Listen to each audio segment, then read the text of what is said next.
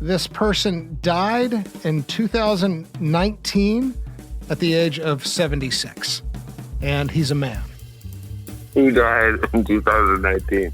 Wilford Brimley. No, it is not Wilford Brimley. Good guess. Okay. He was, among other things, a singer, and he sang the song Tutti Frutti on a 1985 album.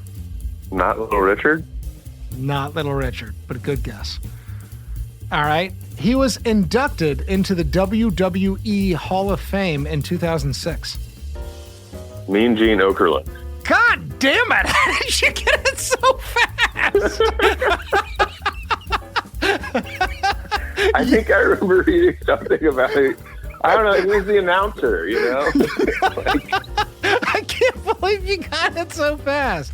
Yeah, today's dead guest is Mean Gene Okerlund. Here to call the play-by-play, Mean Gene Okerlund! All right, what a pleasure it is for me to return to WrestleMania, and as I understand, a record crowd for the Astrodome, guys, of 67,925 people, and this match that's coming up, this gimmick battle royal.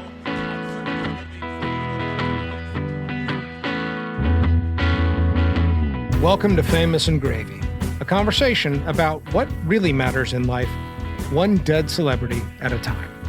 Through a series of questions about the highs and lows of their inner and outer life, we want to figure out what seems desirable to us. I'm Michael Osborne.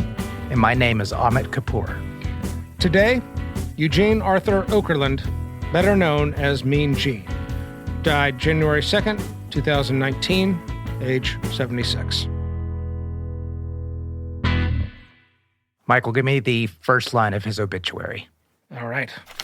Gene Okerlund, who, as a ringside interviewer and commentator, served for decades as a straight man to the outsized personalities who suffuse the world of professional wrestling, died on Wednesday at a hospital in Sarasota, Florida. Amit, your thoughts on that obituary? I don't know why they use the word straight man. That seems completely misleading. Because you think of sexual orientation? Obviously, especially for somebody that died in 2019, that's just a weird choice of words. Yeah, maybe the obit sanctuary of the New York Times isn't. No, I think it's normally good. This one didn't seem to nail it. Huh. Yeah, normally they nail it in the first line. But what's a synonym there for straight man? I mean, I saw I don't know if it was one of the obituaries, but someone said gentlemanly. Yeah. And I thought that was really good. But I do like outsized personalities who suffuse the world of professional wrestling. That's a nice little phrase. Yeah, the contrast was good. Yeah. Scale of 1 to 10. How's this first line of the obituary? From what I expect from a New York Times obituary, it's a 4. Yeah, I agree. Well, let's get to the categories. Category 1, 5 things I love about you. In this category, Amit and I will work together to try and come up with 5 things that we feel like really sell this person and why we love them. Do you want to get started? Yeah, my number 1 is the name Mean Gene, which is ironic. It's something that I love because I read that he didn't love it. He later came to like it, but it was given to him by another wrestler, by Jesse Ventura, I think. Yeah, another wrestler. I mean, Jesse Ventura, Governor Jesse Ventura. Correct. Jesse Ventura, for the most part, you've had your way over the past few years. There is a young man that has entered the AWA, Hulk Hogan, a man who I think could truly test your strength. Oh, he'll test my strength, but the body will prevail. Mean Gene, let's talk about other stuff. I'll get to this arm wrestling. But because he is not mean at all, because he was apparently an incredibly nice guy, even in that arena, no pun intended. Yeah. So it's one of those things, like when you call a humongous person tiny. So he had one of the opposite nicknames, which I just think is like a great timeless thing. Yeah, I had that on my list as well. I had it actually, I narrowed in on just the fact that he got it from Jesse Ventura. Jesse Ventura is forever going to be a fascinating figure to me. I know he's still with us. He's not dead, but in some future episode. So your number 2 thing you love about Mean Gene. This is a little simple, but the act, you know, the New York Times obituary, imperfectly referred to as straight man, what you call gentlemanly, whatever it was, just the role he played. I mean, I'm sure we'll get into it as the conversation goes on, but professional wrestling is just it's a weird beast, you know? I'm talking about the former Intercontinental Champion of the world, Macho Man Randy Nothing Savage. means nothing. Nothing means nothing, man. Nothing means nothing. What do you mean by that? More, I'm talking about all the way to the top, yeah. Unjustifiably in a position that I'd rather not be in, but the cream will rise to the top, oh yeah. Macho Madness, yeah, has got more to offer than President Jack Tunney thinks. Actually, let me pause on this. What is your relationship to professional wrestling? It stopped in about 91 or 92. It was a pretty intimate relationship through most of the 80s, my childhood, but it didn't carry into my teenage years. Same for me, more or less. I aged out of it pretty quick. And I would actually say that my childhood friends were more enamored with it than I was. And I was a little after the Hogan sort of heyday. The wrestler who had my attention the most was the Ultimate Warrior, for whatever reason. Anyway, it is a weird world, right?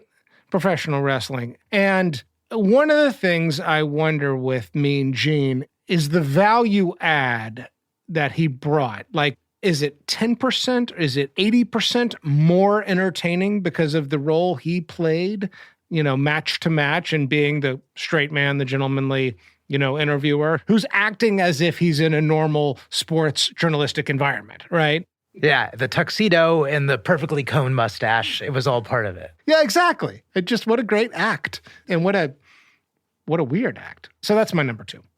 Okay, I'll go with the number 3. I'm going with the words tutti frutti.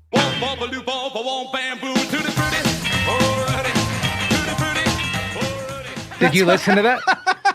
I didn't listen to it. So it was. I saw it. It was a WWE album. I think they did these a lot in the mid '80s. Like I remember the Chicago Bears did one around the time. It was really a thing to record an album. Yeah. And he sang Tutti Frutti, and he sang it really well. Really?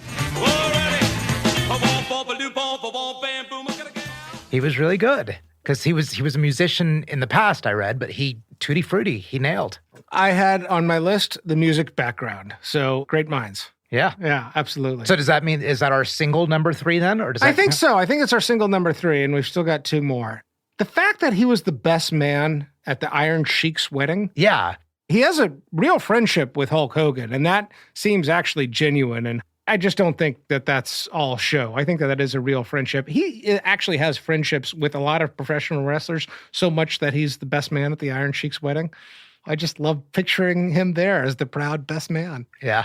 That's a good intro to my number 5. And it was just that he was the superstar without being the superstar. Yeah. So he was in it without being in it. He was good enough and known enough and popular enough to have the action figures, but he wasn't the thing. He wasn't the wrestler. And he understood his role that way. Yeah. That's such a rarity, and it's such a gift to be able to embrace that and do that well. Like a grace? A grace. Yeah, I like that. All right, on to the next category, Malkovich, named after the movie Being John Malkovich, where the characters in the movie have an opportunity to take a portal and have a front row seat to somebody's experiences in life.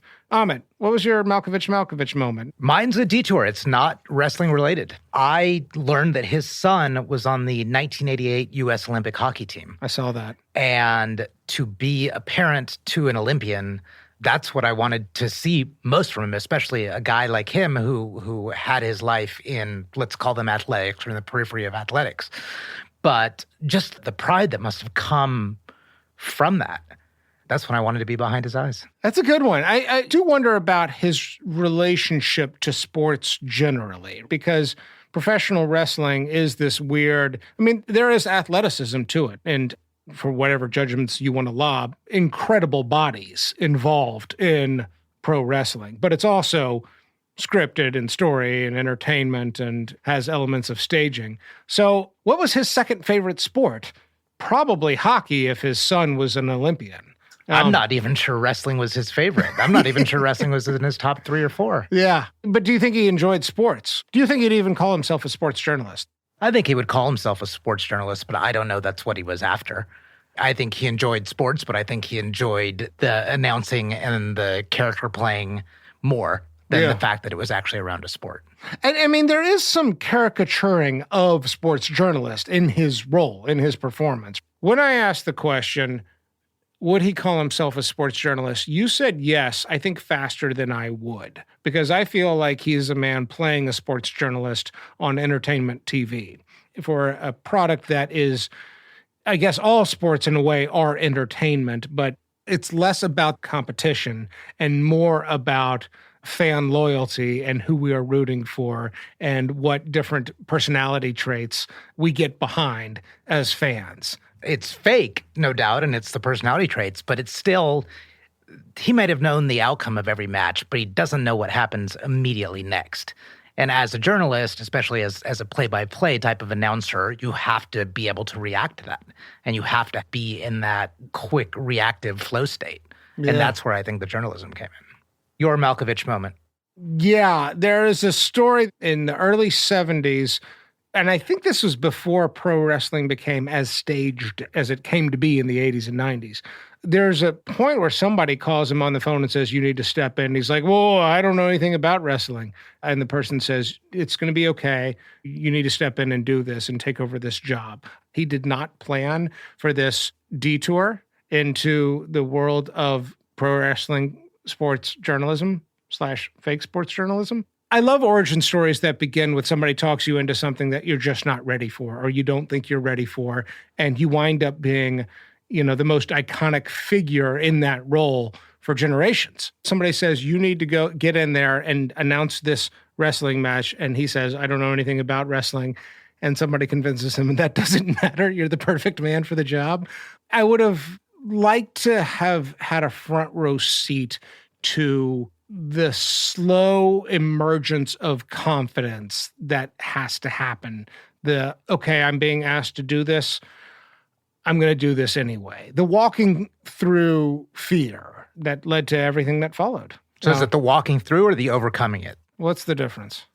So I imagine the overcoming it is a huge feeling of release. The walking through it is an experience. It's the walking through. You know, courage is fear with feet. Courage is not the absence of fear. So if you talk about overcoming fear and being on the other side of an experience and saying, I'm no longer afraid, that's way less interesting to the inner dialogue of I am scared shitless, but I have to do this anyway. And I'm going to bring my best self to it and hope I get through it and then emerge victoriously on the other side. The dissolution of fear that happens as you realize you were actually way more prepared for the moment than you ever could have realized. I would have wanted to have been with Mean Gene in that moment. That is far and away the most Brene Brown you've ever sounded in our entire friendship. Thanks, man. I take that as you meant it as a compliment. It was an absolute compliment. All right, next category. Are there any divorces? If so, how many? Anything else we know? I saw one long-term stable marriage. Married since 1964, over 50 years. 2 kids, one of whom you already mentioned was a professional hockey player, and I think some grandchildren as well. Does not seem to have had a tumultuous love life. Yeah, and how easy it must have been during the 80s. That's where I was going. As far as we know, 55-year marriage is impressive feat. Yeah. Enough said. Okay, next category. Net worth. What did you find? I saw $9 million. That's exactly what I found. That's kind of currently my sweet spot. That's a great number. It is. $9 million is a really great. I mean, it's not even 10. Yeah, but it's still high for for anybody, but certainly for an announcer, it's high. Yeah, it's a really nice number. And then, died in Florida. There had to have been a home in Florida. It seems like the kind of guy who's got a condo in Florida. Yeah, and just to be able to go back to the kids in North Dakota or South Dakota. I one of the Dakotas. I forget which one. And just say I died with $9 million. Yeah, that's pretty good. That's pretty good. In Florida. Yeah, that's you're freezing and you don't have that. So yeah, I mean, when you saw that number, what did you think? Did that seem high, low, about right? It seemed high. It's higher than I would have expected. I certainly think he was a millionaire with the amount of merchandising and royalties and stuff that came out of that entire history of wrestling. So I think he was certainly rich, but I didn't expect it to be that high. Yeah, and it does sound like that there was some real negotiations between the different wrestling organizations through the 80s and 90s. This is a little bit of a detour, but I kind of want to share it.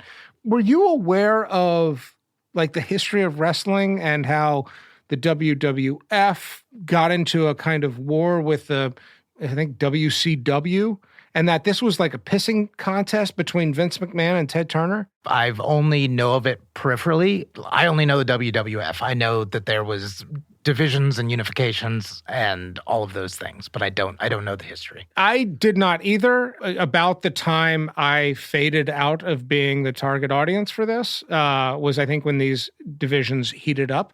But I went down a little bit of a Wikipedia rabbit hole. Ted Turner and Vince McMahon were in this big pissing contest, and that what ultimately won out was sex and violence. And that's where everything went out. That's where everything went out. Yeah, I guess so. I mean, the other thing I think about when I think about wrestling in this period is how much it kind of resembles arena rock. Do you know what I'm talking about? I kind of get it. I'm not entirely sure what I'm trying to point to. Yeah. I think what I'm trying to understand is the nature of celebrity during this period of American history. Why does professional wrestling appeal to anybody? What is the value of this product? I feel like what's most being put on display is the steroided male body, the male physique, right? These giant muscles and these testosterone-filled personalities. What does that representation of masculinity in the entertainment industry say about that era? One of the things I'm trying to, I think, sort through here is how to feel about professional wrestling as an entertainment phenomenon, and whether it's a ugly celebration of toxic masculinity or whether it's a caricature and a parody of toxic masculinity, where we see its sort of, silliness and shallowness. And I want to understand all of that because I want to understand Mean Gene in that environment. Yeah, let me try. What's possibly churning is that professional wrestling, the Hulk Hogan, Mean Gene genre of professional wrestling, rose at the same time that the Whitesnakes and Bon Jovis of music did, the same time in excess of business, the Gordon Gekko and the Wall Street, and in lifestyle, the Robin Leaches and the Chandeliers, in other types of music too, in rap music. It was all excess. Yeah. And all of those seem to have ridden a wave. Right? A lot of it corrected later, or at least went through a cycle where it became a little more arts-oriented or a little more conscientious-oriented. But it doesn't seem like professional wrestling ever course-corrected. Yeah. If anything, it went from what they're now calling the 80s as calling family-oriented, we're still looking at as excess, and it only got more excessive. Right? It got more sexualized, and right. as did many things, but it didn't seem to have ridden the cycles that culture does. Yeah. And that's where it's confusing. And at the same time, we know it's fake the whole time. Yeah. Yet it still continues to go down that path. And I guess maybe it has to because we know it's fake. But where Mean Gene, I think, has a role in this is that he was the counterbalance to it. And I don't know if him as an individual could have done that 20 years later. You can only have the counterweight, I think, at the beginning. Yeah. It's just so much. It just seems like it's less believable, but I think more from the Mean Gene that we are talking about, I don't think he would have done it 30 years later for the first time. So there's something about his timing. There's something about his timing that made him such a celebrity, was sort of the counterbalance of it, that he played to that excess at the time. But the fact that excess went on for another 30, 40 years and it's still kind of there today, I don't know if there's any appeal to it. But he didn't. He stuck around for a while, but that was certainly, I don't think it was ever the same. Yeah. Since that initial rise. I agree. Wow, that was all in the net worth category. What is net worth? Net worth is it's somewhat a question about excess. It is. In some way. What's appropriate, what's right, and what feels right, I think. It's also about value, how we perceive value and how we understand value, and what did it mean to ride that wave, and did they do more with it, and how did they handle it, $9 million, though. Way to go, Mean Gene. Pretty good. All right. Next category, Simpsons, Saturday Night Live, or Hollywood Walk of Fame. This is a category where we try and assess how famous somebody was. If you were on The Simpsons, if you hosted Saturday Night Live, if you were parodied on either one, then you've made it. I didn't find anything on Mean Gene. Did you? I didn't find it either. I found something that looked like a Family Guy clip. Yeah. But I couldn't validate it. It's a little surprised. I would have thought that this would be ripe for Simpsons territory. Yeah. So in those three, which we're talking about, are criteria for like validated fame, at least of this generation, we didn't find the evidence, but I want to mention that his likeness of the tuxedo and the horseshoe baldness and that style of mustache, it was just emulated everywhere. Anytime you see an announcer or even often a referee. Like I think of like Nintendo games and so forth, of anything that had to do with boxing or wrestling, and they always kind of look like Mean Gene. I agree who with kind that. of looks like Luigi from Mario Brothers. Yeah, Or no, is it Mario? No, Luigi's the bald one. I didn't realize. I think that they both had hats. I'm not sure which one's bald, but I definitely see the Mario Brothers comparison. Yeah, he is a kind of archetype in a way, and that transcends his body and his personality. I mean, I think he's a pop cultural archetype. That's what I mean. Yeah, I think once again, this gives me confidence in this category, in that I don't think most millennials and younger are going to recognize the name Mean Gene in, say, 10 years. Yeah, when you proposed him on the list for this show, it didn't immediately click to me who he was. I had to think about it. I may have had to even look it up.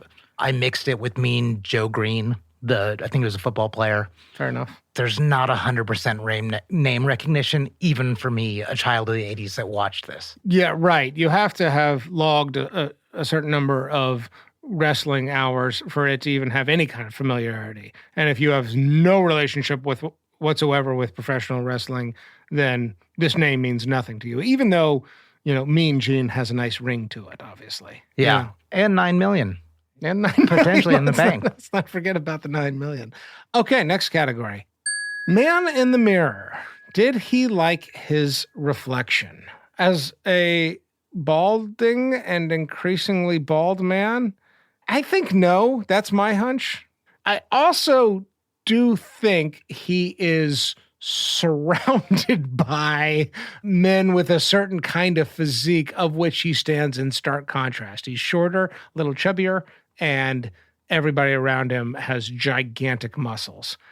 He might have made peace with that physique. I have a hard time imagining that he liked his reflection in the mirror, but maybe that's my own bullshit coming out. Amit, your thoughts? I think the stature would make you think that he does. The way he carries himself, he does like kind of body humor a lot. Like he seems to be very comfortable in his own body. Yeah. But I think that feeling of always being the smallest person in the interview and just surrounded by these giants, that can't. That reinforces an insecurity. It must, It right? has to. I mean, even if you make peace with it and you meditate for 20 minutes at the end of the day and realize my body is just a vessel for my soul, for Mean Gene, I just have to imagine that you can have that lesson on Friday night, and then on Saturday morning when you show up to interview Randy Savage, you're like, oh God, I feel small again. Correct, because you're rich, you're famous, you have a wonderful family life, you have all these things, but you still are much, much smaller than everyone else around. I don't get why that matters. I mean, I think genetically and anthropologically, there's very good reasons for that. But it's the thing I can't wrap my head around in life is that it's a genetic sequence that seems to have such a big role in happiness and personality. Yeah, and I think we have to assume that was operating here, given the superficial nature of this work. So best guess is that he did not care for his reflection in the mirror. What about next category, outgoing message? Did he record the message on his voicemail or home answering machine? Unquestionably, yes. Unquestionably. What a great voice. I mean, the pipes on that guy. So stands in quite stark contrast, which I love that about broadcasting. I love when you get these radio voices, right? I love when you get somebody who's got a great voice and an awkward physique. I like the disconnect between those two things. Okay, the next category, regrets, public or private? Public is what's been stated. Private is what we suspect. What do you got here? There was a troubled relationship with alcohol that I heard, which I didn't know enough about it, but I want to talk about it. Yeah. But the other thing I had is maybe a private regret was never being a singer or musician. Yeah. Like how good he actually sang Tutti Frutti. And that he wanted to be a musician when he was younger. He was an announcer, he was on a microphone. There's a lot of substitutes for music, but he never did that expressive art form. Yeah. I don't know if that mattered to him, but that could be a private regret for me if I started that way and I ended on that career path. That makes a lot of sense. I do have to wonder, there are some art forms for which it's a relatively high percentage of talented people in the world. Singing feels like one of those, right? That there are exceptional singers, but there's also like a fair amount of really great singers, really great musicians overall. And whether or not you commit yourself to that profession, every talented musician I've met who did not decide to become a musician faced that dilemma at some point. And you do, in those conversations, get a vibe, get a sense that there might be some regret. So I think that's a good one. I had, in terms of public, the big one I saw was, he said he didn't care for the travel schedule. And it was like on the road 300 days a year. It's grueling. Another way in which this is similar to that of a rock musician, a life that's similar to that of a rock musician. That much time on the road sounds awful. I mean, I think there are people out there, musicians and performers, who have the bus and who like seeing the country and the world and who like traveling. But for that to be kind of non-negotiable, for that to be part of the job, yeah, that seems like it sucks. So as he expressed that regret, I could completely understand it. The two private regrets I hypothesized, one was enabling a culture of toxic masculinity, even if it is a caricature. Like, is there a complicitness? Is there something evil about pro wrestling? I'm not sure that there is. Steroids aren't good for anybody, I guess. And I don't know how many of those videos you've watched of, and especially recently, of Hogan or Randy Savage or Ultimate Warrior or anybody, kind of getting all worked up and yelling into the microphone.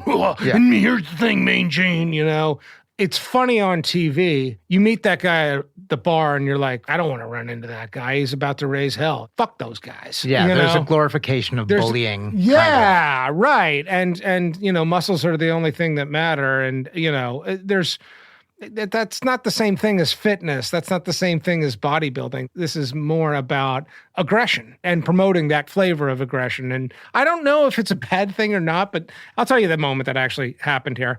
In doing the research, I clicked through some of the videos, and there was an interview of Mean Gene with Hulk Hogan, and my 7-year-old son got sucked right in. And I'm thinking to myself, do I want him watching this? He thinks it's hilarious. He's like, that guy is funny. And he's right. Hogan is hilarious, and Hogan in the 80s had a incredible charisma. Whatever else you want to say about the guy, like, he could hold your attention on the camera. But it also made me feel kind of uncomfortable in terms of, like, there's something that's not sitting right to me about what professional wrestlers symbolize. And I haven't quite put this into words yet. I'm still churning on that one too, I guess. But I did wonder if Mean Gene ever thought about that. Yeah, the counter to it, I think, though, is that he had the same level of fame as them without being that, without being the Hulk, or you can't call him the Hulk, without being Hulk Hogan, or without being that pumped up giant. Yeah. Like, he became as famous as them without being them. But only in contrast to them. I mean, only because he's a counterpoint. Yeah, I don't think it changes being a part of something that enables some unhealthy toxicity. Does professional wrestling, do you look back on it and say, maybe this is, I don't want to say evil. I don't want to get carried away and sort of saying the institution of staged professional wrestling is a cancer on society. I don't mean to get too goddamn worked up about this, but is it harmless? I don't know if it's entirely harmless, but I don't have a problem with it this many years later. And I think because it's so caricaturized, it's action figures just in life. It's not real. Yeah. And they're open about that. You find that out later, but I just don't see it as that harmful. I wouldn't say it's harmless. I don't see it as that harmful. Yeah, I suppose that's about where I land. But I'd also be really open to having somebody present the argument to me of it's harmful and here's why.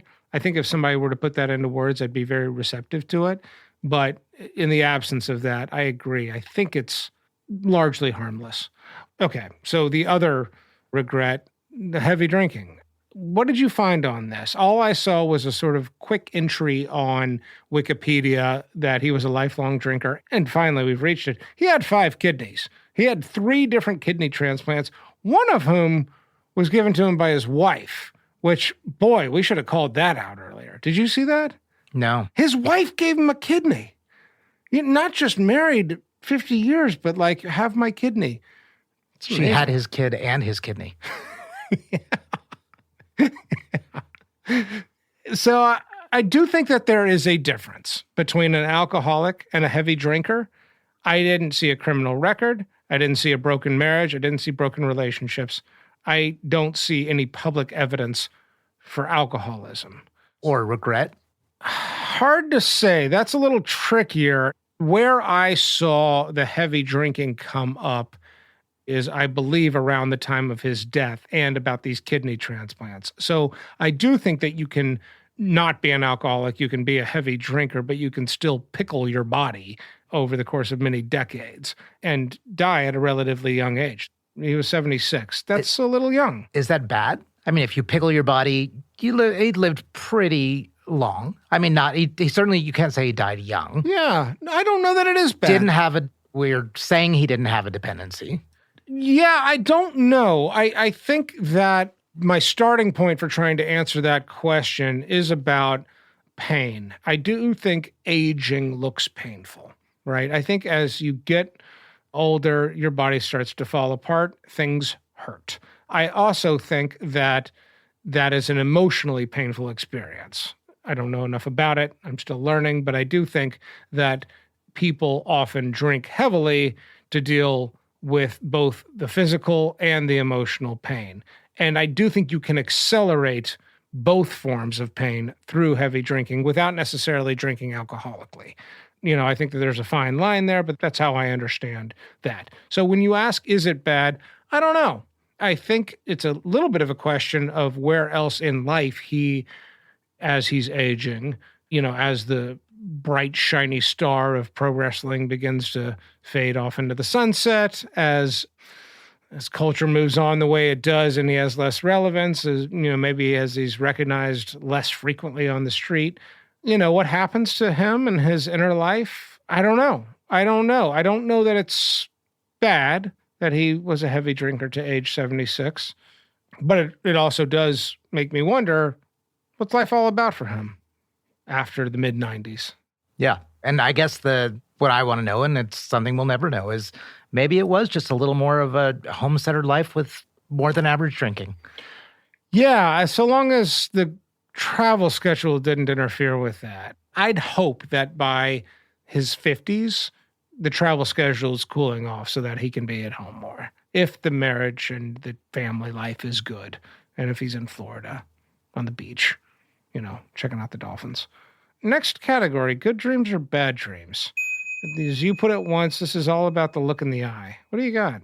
I think the look in the eye was pretty good. It seemed like he was having fun. Yeah. I saw a pretty good outlook, but I still went with bad dreams. And I'm going back to my answer to the man in the mirror, is being surrounded by giants. Interesting.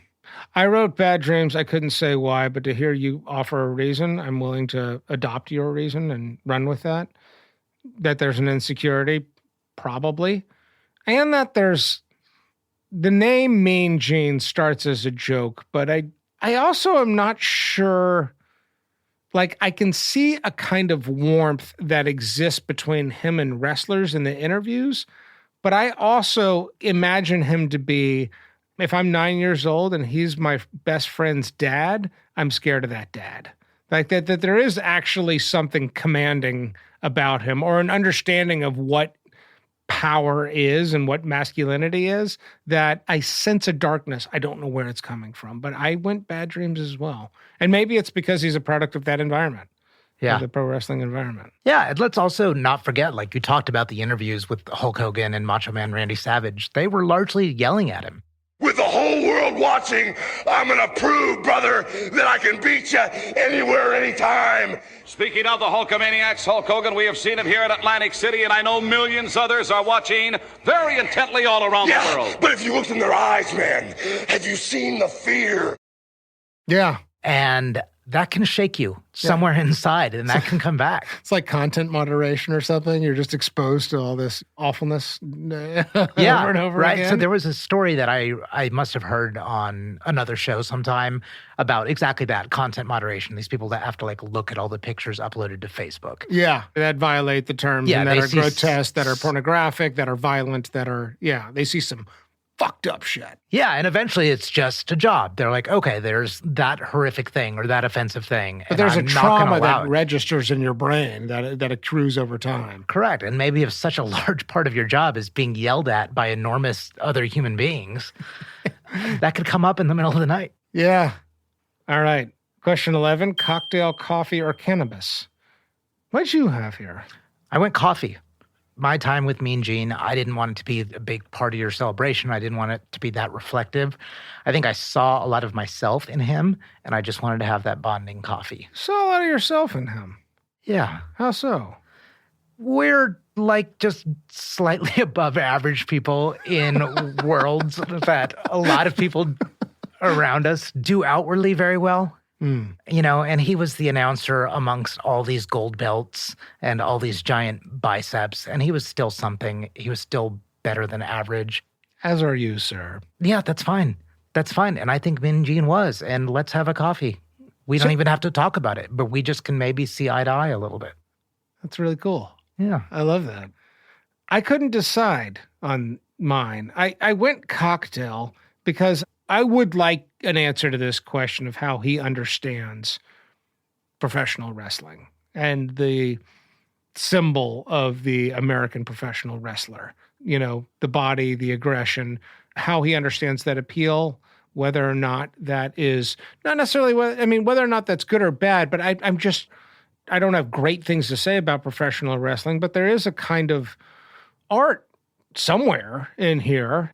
What is that art? I mean, I think it is putting bodies on display, but it's also, you know, the wrestling moves themselves and the excessive playfulness of it in a way, you know, that my dad growing up, I was a rebellious teenager, and my father to this day will tell you that one of his great regrets is that he did not push me into sports more because he thinks teenage boys need to be playing sports. And, you know, I played 1 year of football. I got too many concussions. Football was probably not the right sport, but I agree with my dad on this. Like, I don't have a lot of anger towards my dad these days, but I do wish that he'd actually said, you need to be doing a sport every season, full stop. You need to commit to that. There's structure, there's some discipline, and it's a place where a certain kind of growing testosterone comes out.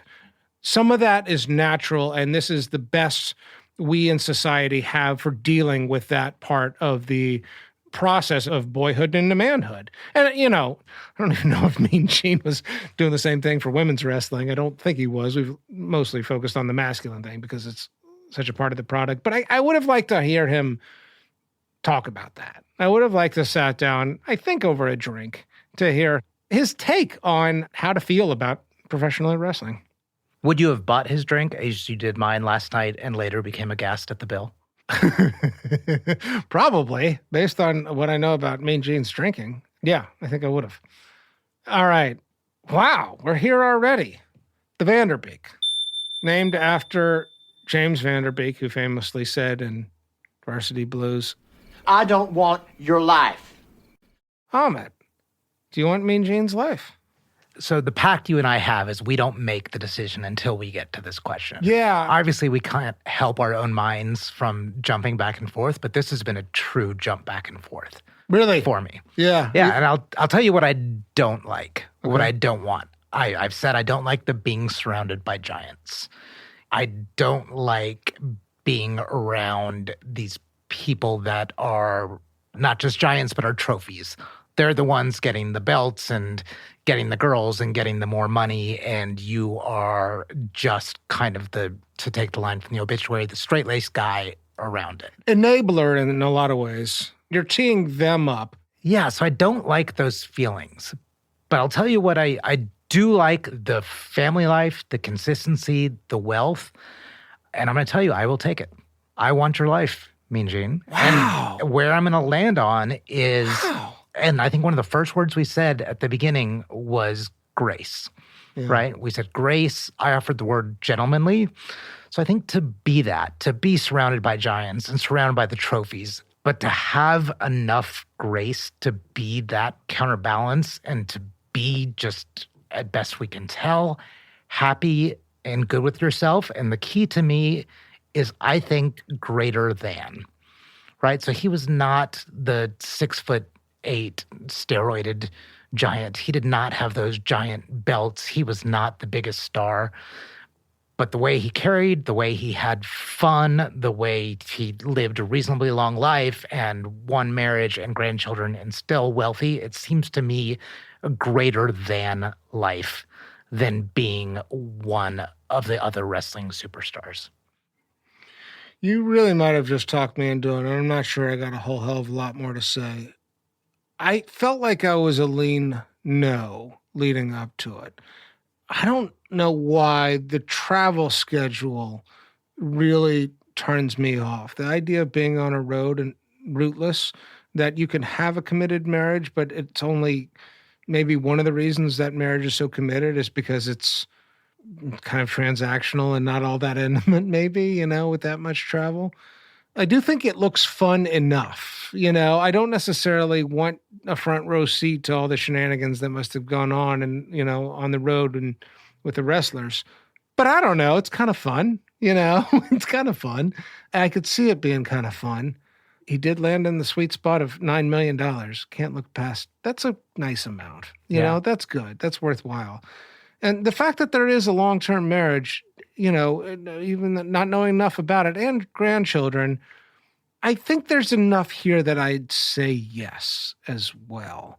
I'm not so won over, but your argument for grace as a virtue is probably the most persuasive thing to me, that there is a humility that's coupled with grace, that's related to grace, that I am here for this one thing, and while my body may be a little silly, my voice does a lot of work. And when I look in the camera with a certain kind of deadpan persona, I am the audience's way in to this absurdity. I am the vehicle through which you travel to see this caricature, which I think you need to see, because whatever that symbol represents, it's real and it has power. It wouldn't be filling arenas if it didn't. So is he a sports journalist? If a journalist is a storyteller who is helping us make sense of an athletic endeavor, then yeah, I think he's a sports journalist. And I think I'll go yes too. I want to add one more thing to my yes. And it's, if you ask somebody like who is the best wrestler of the 80s and 90s, you're going to get different answers. You're going to get Hulk Hogan. You're going to get Randy Savage. You're going to get some Junkyard Dogs and Andre the Giant. If you ask who is the best wrestling announcer, there's no other answer to give. And that's a pretty good place to secure in this gigantic world of history and facts. It's good stuff, man. All right. We've arrived. It's the moment. We're at the pearly gates. Eugene Arthur Ackerman, better known as Mean Gene, you've died and you're meeting St. Peter at the pearly gates. Here's your opportunity to make your pitch.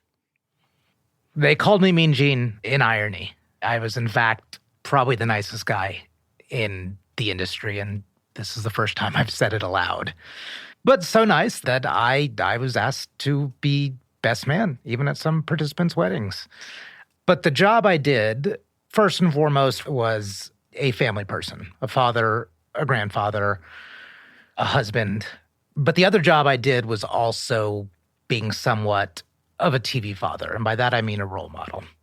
So no matter what, there was a lot of children, young adults, mostly boys, watching this programming that I was a part of.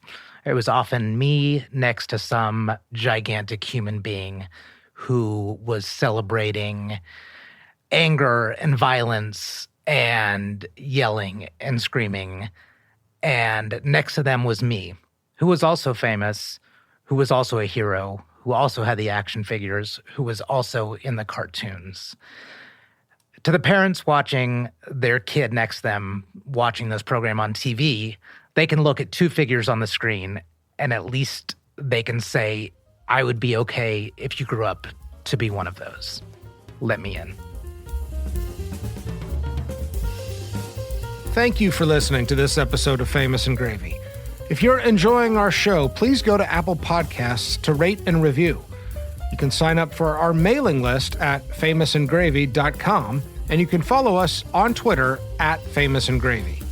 Our show was co-created by Amit Kapoor and me, Michael Osborne. Mixing, mastering, and sound design by Morgan Honecker. Graphic design by Brandon Burke. And original music by Kevin Strang. Thank you again for listening, and hope to see you next time.